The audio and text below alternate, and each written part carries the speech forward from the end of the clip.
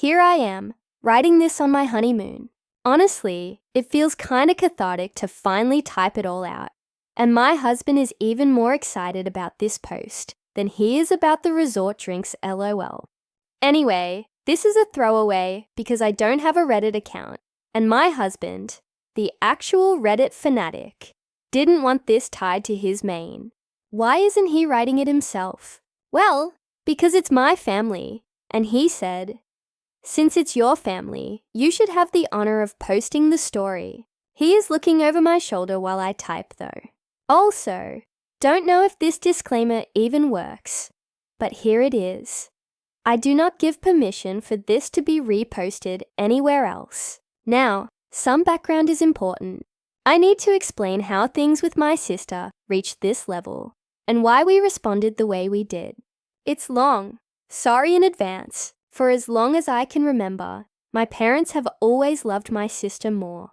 And I don't mean subtle favoritism. I mean obvious, blatant favoritism. If my sister accused me of something, they'd believe her and punish me. If I accused her, they wouldn't believe me. Even if there was undeniable proof, she'd get a light slap on the wrist, while I'd still get scolded for being involved. My birthday cake always had to be her favorite flavor, never mine. And when I complained, my parents would claim they didn't know. I didn't like it. When it was her birthday though, she got exactly what she wanted. She always got more than I did. More presents, more attention, more say in where we went or what we did. Even if the event was supposed to be about me, at first, my sister mostly ignored me, using me as an occasional punching bag. But when we hit our early teens, things escalated. Somewhere along the way, she lost all her friends. I don't know if they ditched her because she was mean, or if they moved away. My parents never talked about her struggles. They only bragged about her achievements. While with me, they loved to drag out my flaws as teasing material. But I knew she had no friends because we went to the same school, and I could see she was always walking alone. Meanwhile, I did have friends. I wasn't the most popular kid, but I was doing fine socially. That's when things shifted. Suddenly, I wasn't just the occasional target. I became her full-time enemy. She started accusing me of more things. She started accusing my friends of things. And of course, my parents believed her. Eventually, I wasn't allowed to hang out with anyone.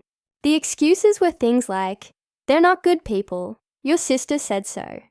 Why are you trying to leave us? Why can't you be like your sister and enjoy family time?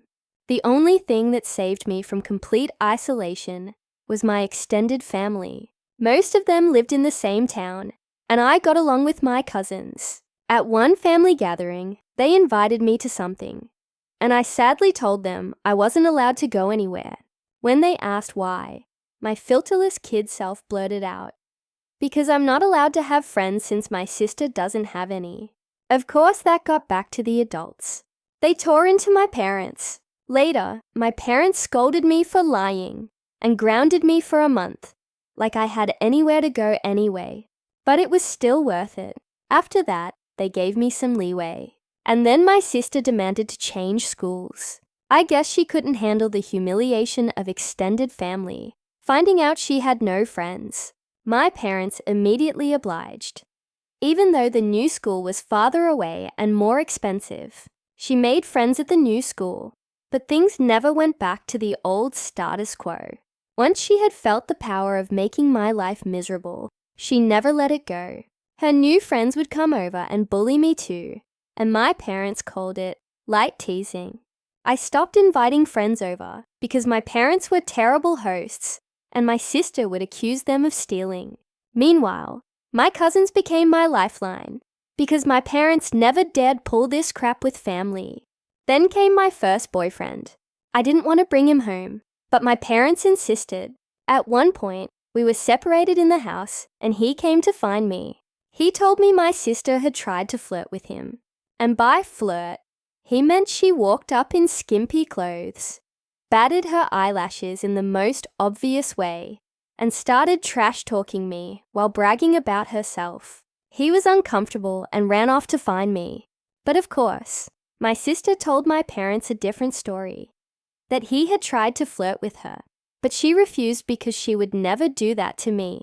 Guess who my parents believed? Now, my boyfriend wasn't perfect, but I immediately believed him. And here's why. Mean as it sounds, my sister wasn't exactly attractive. I haven't mentioned looks until now because they weren't really relevant. But for context, both my parents were overweight and they showed love through food. That carried over to my sister, who was also overweight. Me, I was always skinny, partly because punishments often involved not getting snacks or treats. Obviously, weight isn't what matters. Personality is. And my sister's personality was awful. Spoiled, rude, entitled. Even her flirting attempts were painful to witness because she never had to earn anything in her life.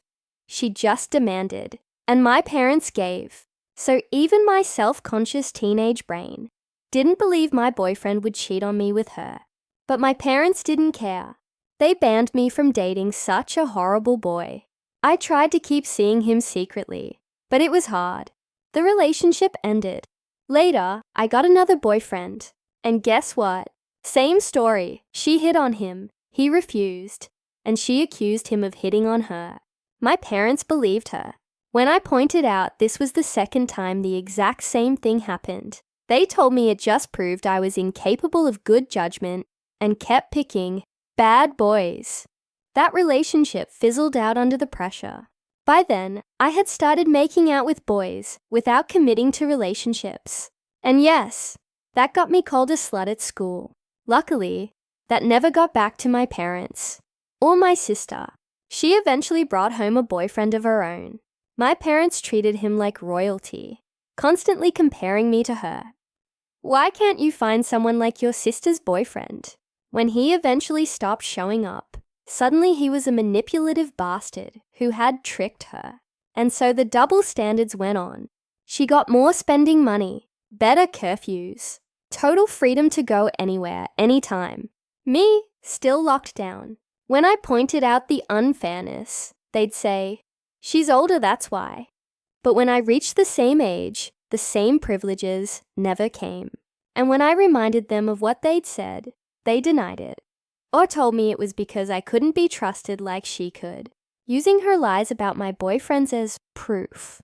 Time passed, and my sister graduated. She got into college, not a prestigious one, and without scholarships. I don't know how many schools she even applied to, because my parents only ever shared her successes, never her failures. I do know she had bad grades in school though. My parents used to celebrate when she got a B. Meanwhile, I usually got good grades, but my parents refused to celebrate mine. Their logic: since you always get those, what's there to celebrate? Naturally, they made a huge fanfare about paying for her college, covering everything. I was relieved she'd be moving away, but of course, she came home every other weekend, and somehow she always found ways to make my life miserable. When my own graduation approached, my mom sat me down.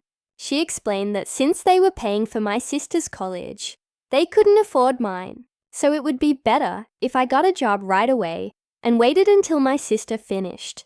Then maybe they'd see if they could afford something for me.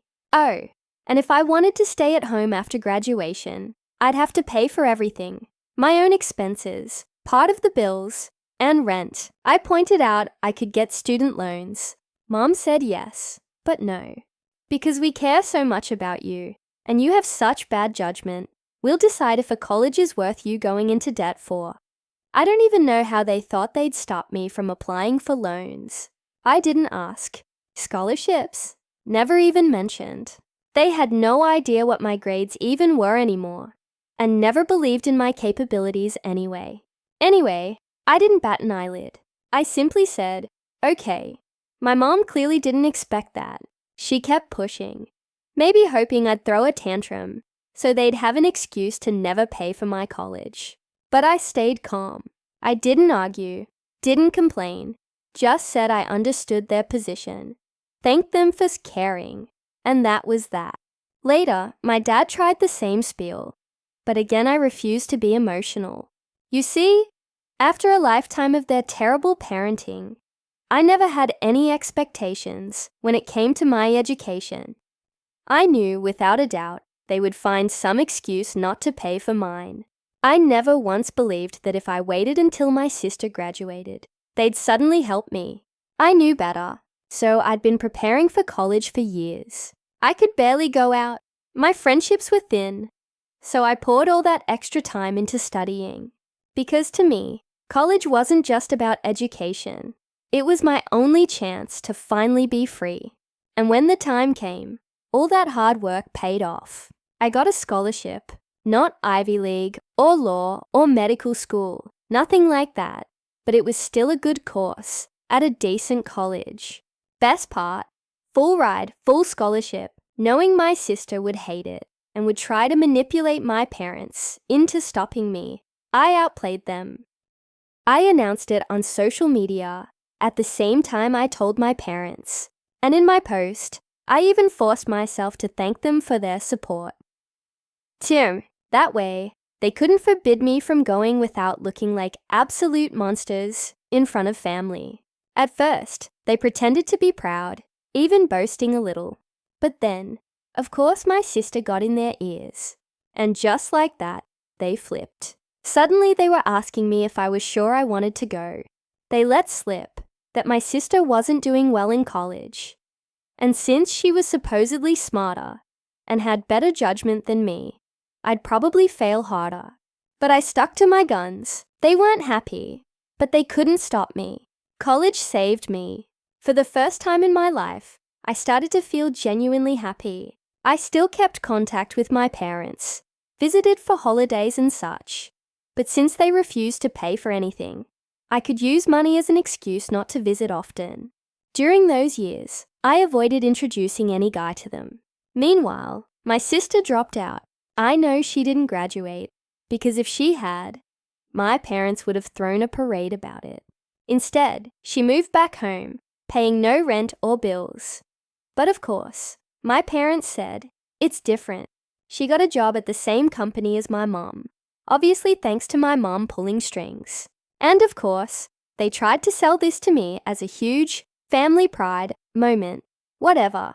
Almost done, I promise. This is when I met my husband. Now you know how some people love to say, if I were in X situation, I'd do Y thing. My husband is the kind of guy who actually does. I, on the other hand, was meek, a total doormat. Thanks to my upbringing, probably. I'm the kind of person who cries when I'm angry, who lies awake wishing I'd thought of something witty to say. But my husband, he's the opposite. He loves drama, not in a toxic way, but because he loves resolving it. If someone slights him, he claps back immediately. And if he doesn't, well, then you better start worrying, because it means he's cooking up something much worse. He's the one who wanted me to post this story. He even wanted it on a nuclear revenge board, but decided what we did wasn't quite nuclear. People were honestly baffled when I started dating him. But here's the thing, just because I couldn't behave the way he does, doesn't mean I didn't like it. I love that he does what I can't, and he treats people really well, so long as they treat him the same. When we started talking marriage, we agreed we didn't care much about the ceremony. We'd rather save the budget for our dream Europe honeymoon. Since his family is spread out, and mine is concentrated in my hometown, we decided to marry there. It wasn't far from where we lived either, so we could make weekend trips for planning, and even stay longer if needed. We sent out the engagement announcement and the save the date. That's when my parents demanded to meet my man. I wanted to say no, to finally grow a spine, but it was hard. Distance had softened my anger, and I started to think maybe my parents weren't that bad. But when I told my fiancé, his face dropped like I had just cancelled Christmas. You see, he'd been waiting for this. He had even bought a high-quality recorder he could hide in his pocket to catch everything. He was practically gleeful, ready to reject my sister's advances, insult her, and then spread the evidence to my entire extended family. So off he went, alone, grinning ear to ear. And he came back later, absolutely euphoric. "Babe, Babe, you won't believe the awful shit they wanted. Babe, we can fuck them over so bad. There's so many possibilities. I was confused. I wanted to hear the recording immediately, but he smartly said, "Listen to me first, or you'll misunderstand everything." Well, instead of my sister hitting on him, my parents and sister sat him down. After grumbling about not being okay with him, my bad judgment, etc., they made him an offer. They'd pay for my wedding on one condition: my sister would walk down the aisle first, in a wedding dress, on my venue, with pictures, with her own cake afterward. Their excuse: it isn't right for a younger sister to marry first. It's only fair if your sister has the experience of it too. At this point, my husband jumps in with his side of the story. His words exactly. "Hey, vengeful husband here. Hell hath no fury, like a pro-revenge, instant karma, nuclear revenge lurker when his beloved is scorned. That said, as much as my wife paints me as this quick-witted dude, I admit my neurons short-circuited when those folks legit suggested that shit like it was some kind of great gift. Even Troy would rather take in the horse a second time, methinks. Alas, after my brain rebooted, I was ready to unleash a whole catalogue of insults. But something in my soul whispered like the devil, "String these fucks along." So I told them I needed to think it over, see how my fiancé reacted, and ran out before I could blow my cover. Back to me, the wife. So my husband, grinning ear to ear, explained how my parents wanted even my wedding to revolve around my sister, and he had the recording to prove it. I was shocked. Distance had blurred just how cruel they could be, and I thought even they wouldn't go that far. But thanks to my husband's focus on revenge, I didn't spiral into a bad headspace. Instead, we had a blast thinking up ways to screw them over. Some ideas were ridiculous, others feasible. Eventually, we called his much more level-headed brother for advice. Our first plan was to give them a fake venue address and hold the real wedding elsewhere. His brother shot that down. Too messy, possibly even lawsuit material. Other ideas carried risks too, so we settled on something simple but solid. Pretend to agree, then hire security and not let her in. Of course, if that was all, it wouldn't feel like true pro-revenge. So here's how my husband elevated the plan. He went back to my parents, told them he thought I wouldn't like the idea, but he personally saw no problem. To keep family peace, he'd help make it happen. He spun it beautifully. I didn't like conflict, so if I was surprised with it, I might not throw a tantrum in front of everyone. But since marriage is a big deal, there was always a chance I'd lash out. His solution: my parents should help pay for the wedding. That way, I'd feel pressured to stay quiet and grateful. He said my parents looked stunned, but my grown sister literally started skipping for joy, like a child.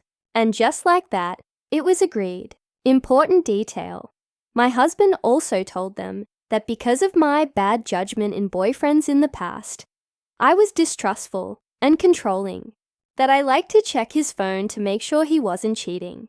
Therefore, nothing about this plan could ever be written down. No texts, no emails.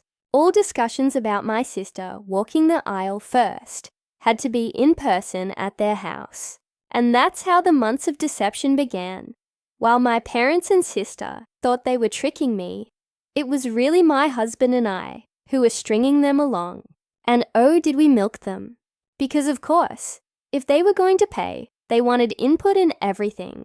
Some things at the wedding actually mattered to me, like the songs and the color palette. But my husband would always convince my parents to let those slide to keep me in line, since we never really cared for a traditional ceremony in the first place. Everything else was fair game. Or so my family thought. Here's what we did. We'd go check out drinks and menu options, and I'd accept the lowest or second lowest package. Then my husband would secretly take my sister to the same place to try them out, and he'd sigh dramatically, saying it was a shame we didn't want to abuse my parents' generosity. Otherwise, We could have gone for the best option. Of course, my sister would immediately run to my parents and demand the best. And my parents would tell me not to worry. They'd pay for the most expensive. We pulled the same trick with the photographer. Then came the flowers. My husband handed my sister a bouquet of the flowers we wanted, then told her with a sad face that I wanted some other, tasteless kind. Cue my parents swooping in, insisting we get the flowers I actually wanted, and offering to pay for them. The wedding dress, though, that was trickier. My parents wanted me to wear a dress that, okay, wasn't completely hideous, but definitely wasn't my style and wouldn't have looked good on me. Originally, our plan was to say yes and just not use it. But then my mum sent me a message about it, so there'd be proof that I agreed. That meant I had to stand my ground in writing and flat out refuse. My husband played it cool. He went to my parents and said he'd see what he could do. That's when my sister suggested ruining my actual dress, so I'd have no choice but to wear theirs. He pretended to go along with her plan. During this whole time, my family made sure to avoid texts, keeping communication verbal, and we encouraged that. Anytime my sister tried to message my husband, I'd reply instead, cementing the idea that I was this controlling, neurotic bride. My husband painted me to them as this dangerous, controlling bitch, and I honestly found it hilarious. Some people might hate the idea of their partner trash-talking them, but I'm such a doormat that the thought of being made out to be scary was hysterical to me. I even egged him on. My sister also tried to flirt with him, but he acted conflicted. He also pretended to tell my parents and sister secrets behind my back, but he never once told them about the one big secret. We'd hired security. The whole thing was just funny to us. My husband and I had seriously considered just doing a courthouse wedding and spending our money on the honeymoon, but instead, we got this extravagant, expensive wedding without spending a dime. We called it back pay for emotional damages from my parents. Honestly, I think my husband enjoyed tricking them even more than planning the wedding itself. I didn't think I'd ever see a man beaming at the thought of wasting his Saturday, driving to meet his in-laws to argue about wedding details. But there he was, loving every second. Finally, the big day arrived. The plan my parents, my sister, and supposedly my husband had cooked up was that once everyone was seated, my sister would sneak in at the perfect moment, since brides are always a little late, and walk down the aisle in my place. By the time I realized, it would be too late. As for the dress sabotage, we'd been prepared. We saved some of the leftover fabric from my dress alterations, and my husband took it to my parents as proof that he'd ruined my gown. He told them he had to rush back to calm me down and that he'd see them at the wedding. We also hid our security until just the right moment. At first, all anyone saw was a woman with a guest list. Nothing suspicious. Only after my parents arrived and got comfortable did we bring out our actual bodyguard-looking guy. We told him not to let my sister in under any circumstances, and even promised him a handsome tip if he kept quiet about who gave the order. When the time came, my parents got a text saying my sister was less than 5 minutes away. My dad jumped up and told people to start. My bridesmaids, prepped beforehand to follow his lead, went along without questioning it. Then my dad positioned himself at the entrance, as if waiting for me. Meanwhile, one of our friends, who wasn't part of the wedding party but was in on the plan, texted me to get ready. That way, no one close to me would have to risk being seen sneaking a message. And then, the music started, the doors opened, and it was me standing there. My dad's face? Pure shock. He looked behind me, but from where he was, he couldn't see the entrance or what had happened to my sister. And then his phone rang. It was her. He muttered, something came up, and literally left me there at the aisle. The gasps from the guests were audible. Our friend instantly jumped into action. Loud enough for everyone to hear, she asked what had happened. I lied through tears, saying he told me. It wasn't supposed to be me there. That wasn't actually what he said. But my husband and I had agreed ahead of time that if my dad dared to abandon me like that, I should use that line to make him look as awful as possible. And the tears. I wish I could say it was all acting, but part of me really was hurt. Deep down, I had still hoped my family wouldn't go through with something so cruel. My friend escalated it, loudly asking, "What did he mean by that?" So everyone around could hear. Then she shouted that she'd go check and ran off. Her job was to cause chaos and keep my dad from coming back. At some point, my mum also disappeared. But then my husband's dad, who had been warned this might happen, ran down the aisle and took my arm. Watching him run like that made me smile for the first time that day. I walked down the aisle to whispers and speculation, but the second I reached my husband, everything felt okay again. He whispered jokes about how convincing my sad face was, telling me I deserved an Oscar, and promised he'd tear my family apart later for what they'd tried. We got married without a hitch. My parents never came back. I did notice people sneaking out and then returning during the reception, but no one dared to tell me what was happening. At one point, someone whispered something to my husband, and he stepped outside. When he came back, he was wearing this furious scowl, but whispered to me that he needed to hide before he broke character, and started grinning. Here's what actually went down.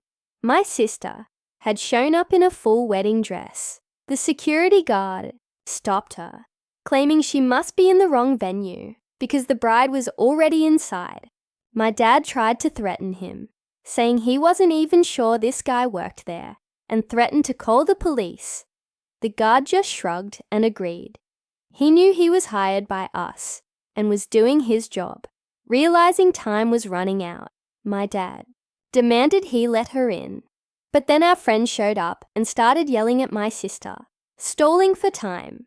My mom joined in too, and soon a whole crowd gathered. At that point, the plan was dead. All my parents could do was damage control.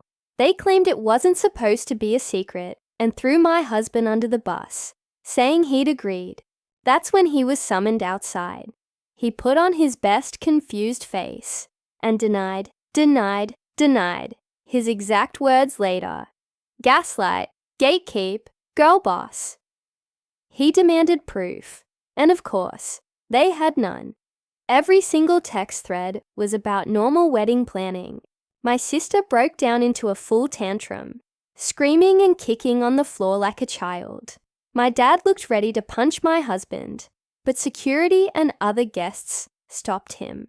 My parents tried to say the reason they had no proof was that my husband told them not to text. He laughed in their faces. Wow, how convenient. Then he ripped into them, calling them horrible parents, and stormed back inside to marry me. No one believed them. Some guests even filmed parts of the meltdown. Watching my parents and sister get torn apart by guests for once, after years of being accused and never believed, was one of the best gifts I've ever received. My mother cried. My dad went from purple to white. And my sister refused to get up off the ground until my dad literally dragged her away.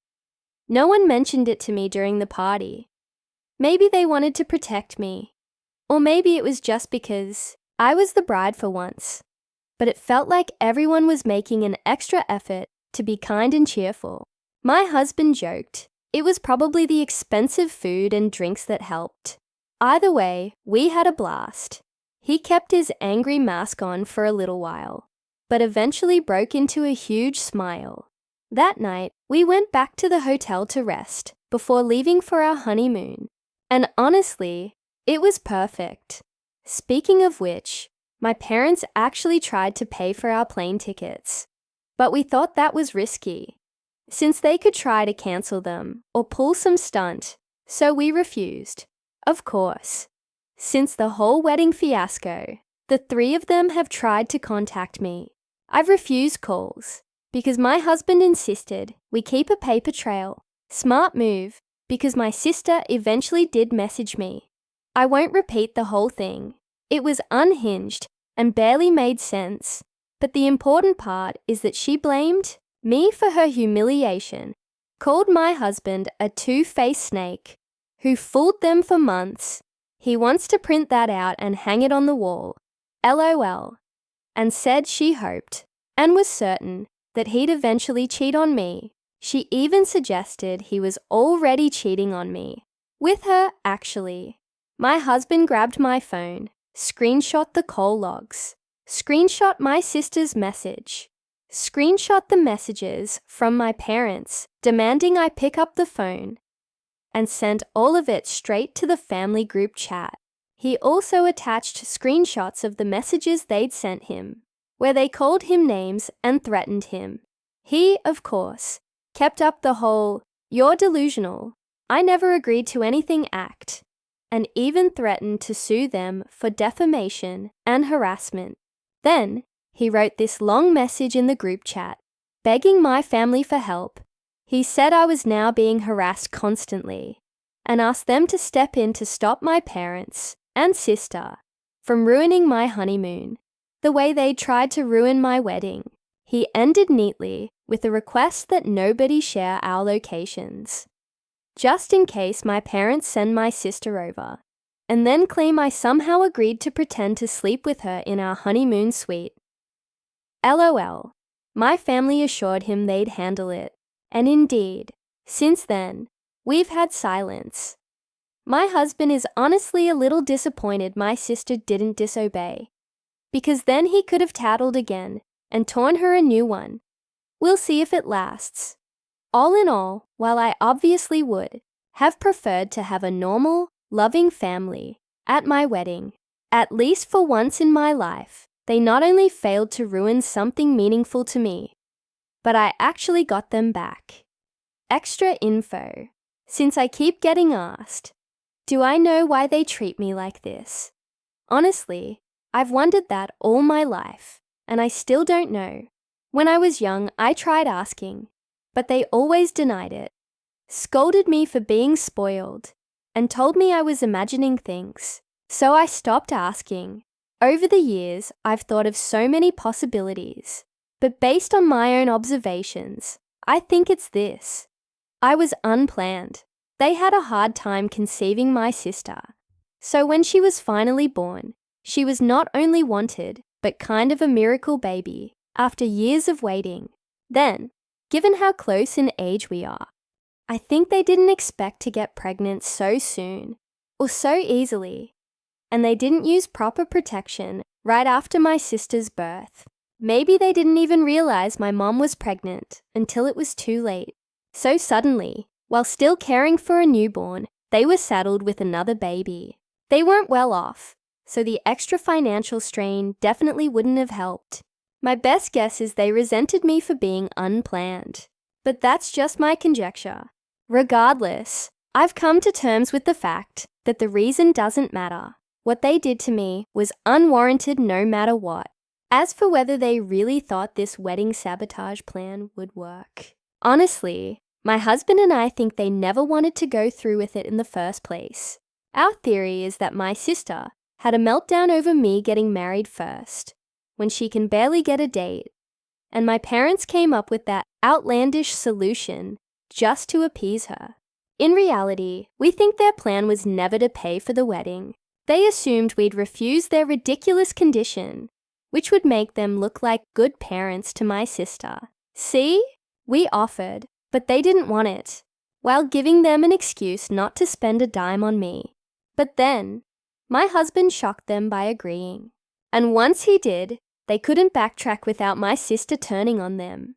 So in the end, bad parents wanted my sister to walk down the aisle at my wedding, in a wedding dress no less. My husband pretended to go along with it, and used that as leverage to push my parents into paying for the most expensive stuff possible. They thought they were buying things for my sister's sake, but really they were paying for my wedding. When the day came, we had security who refused to let her in. When family confronted my parents about it, they panicked and tried to claim my husband was in on it, but he flat out denied it. With no proof to back up their lies, nobody believed them. Now, my family is against them. My parents and sister lost all credibility. They didn't get to ruin my wedding, and my husband and I got a whole lot of money out of them. Honestly, that's better than I ever could have hoped for.